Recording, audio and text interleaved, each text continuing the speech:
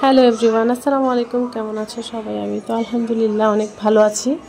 আশা করছি তোমরাও ভালো আছো। আর যারা আমাকে ফলো করো তারা তো নিশ্চয়ই জানো, কিছুদিন আগে আমার ছেলের একটা সার্জারি হয়েছে, ওর নাক আর গলার।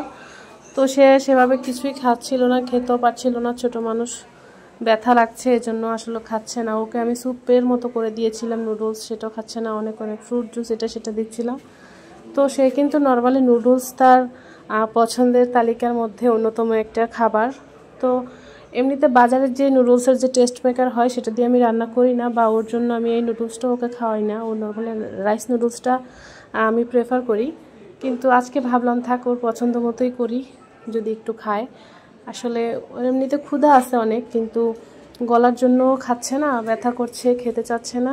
ভাবলাম এটা যেহেতু পছন্দ, তো সেজন্য বাজারের টেস্ট মেকার দিয়ে আজকে করতে, সেভাবে ইজি ওয়েতে একদম অল্প সময়ে তোমরা চাইলে এভাবে অনেক সময় দিতে পারো। যারা আমার মতো টেস্ট মেকার দিতে চাও না তারা চাইলে ঘরোয়া মশলাও দিতে পারো। আমি ওর ঘরে বানানো একটা মশলা আছে, ওটা দিয়ে আমি নর্মালি করি, কিন্তু আজকে এভাবে করছি। তো আশা করছি তোমাদের ভালো লাগবে। সরিষার তেল ইউজ করি আমি সবসময়ই।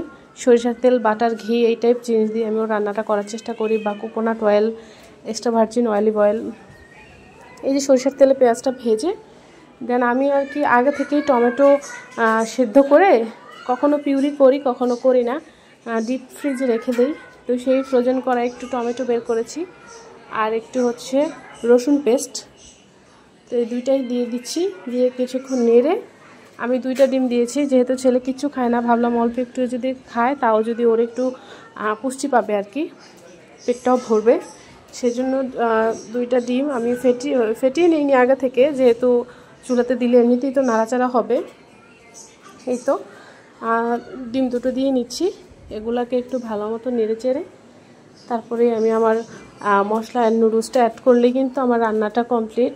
বেশি কিছু অ্যাড করব না। আর ধনেপাতা আমার ছেলে পছন্দ করে না, ধনেপাতা বেছে বেছে ফেলে দেয়।